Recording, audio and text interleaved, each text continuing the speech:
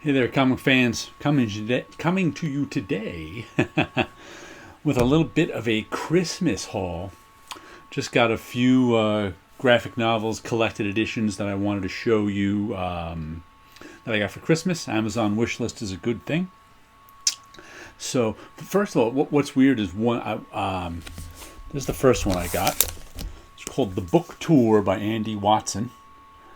And I just said to myself, I haven't read any Andy Watson in a while. Maybe I'll check out his latest work. And then I couldn't remember what was what was that comic series I got by him years ago?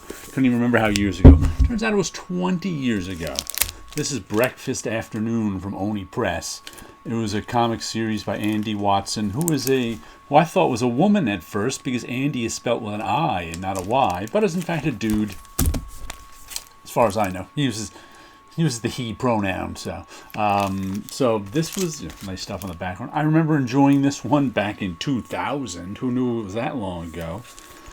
So I picked up The Book Tour, which I think is a autobiographical story about him going on a book tour. And I think it said somewhere in here this is his first adult work in many years. So I guess he was doing kids stuff for a while.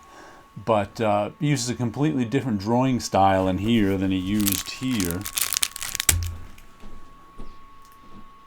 This is more a shaky lines, classic cartoon look here. Pen line. But yeah, this popped up. I think I think I saw it on someone's best of list or something for 2020 or something like that.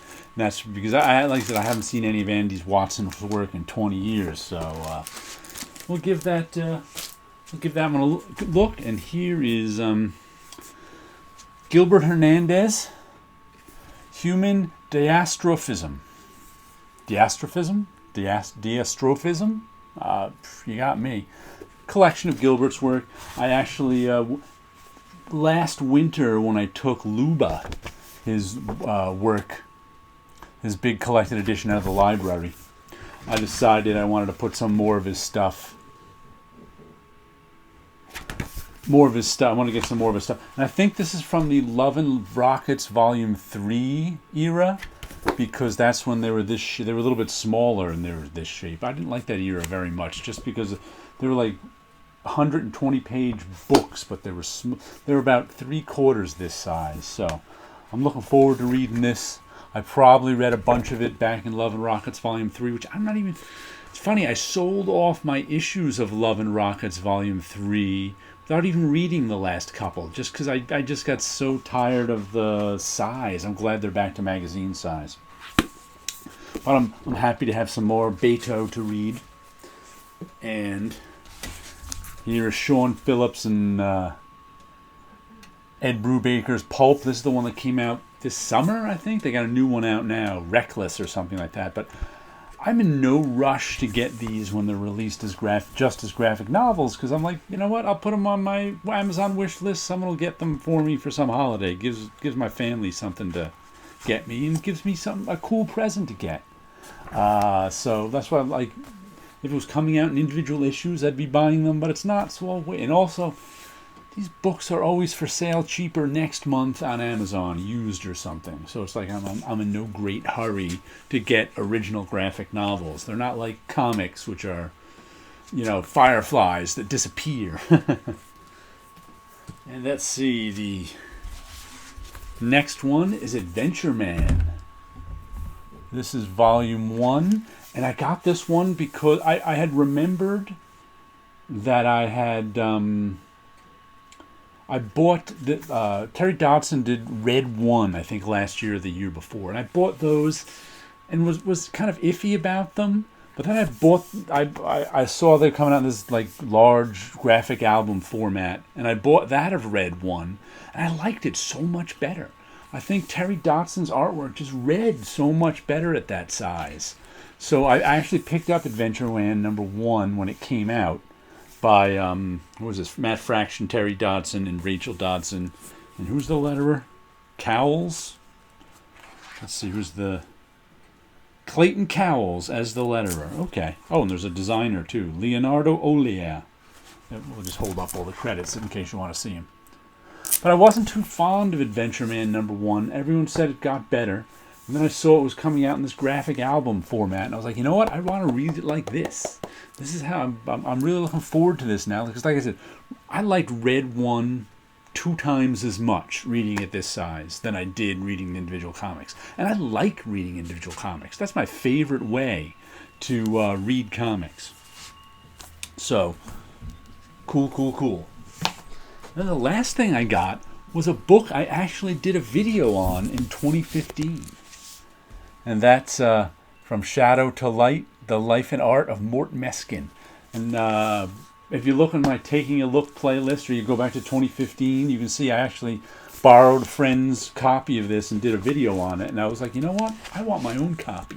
And one of the reasons this is so cool to me, besides Mort Meskin's an interesting guy, they say in here that back in the golden age of comics, there were 2 guys who everybody looked at when their new comics came out. And that was Jack Kirby and Mort Meskin. Whenever a new comic came out from one of those 2 guys, all the other pros would look to see what they were doing. Because everybody was inventing the medium then.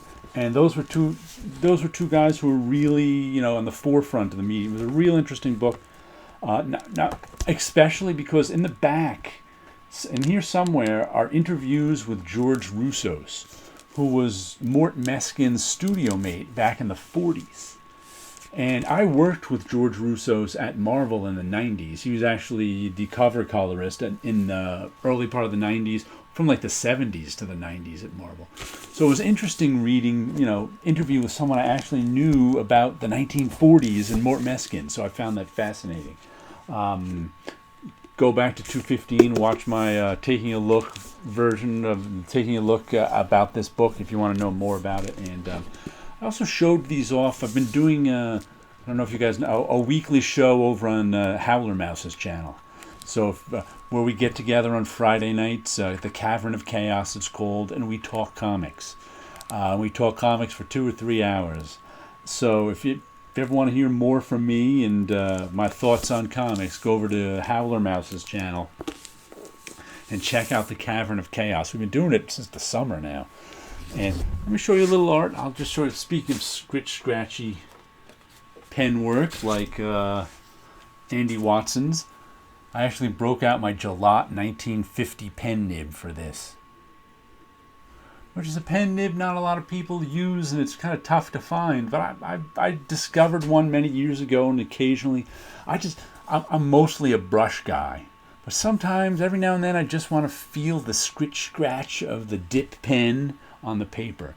So that's what I did with this one. This is all. And it's funny. It even the difference between a brush and a pen is, with a brush, the ink sinks into the paper. With a pen, it sets the ink on top of the paper. So you can actually feel the ink on this. It's like as I rub my hand across it, you probably hear it a little. I can feel the ink.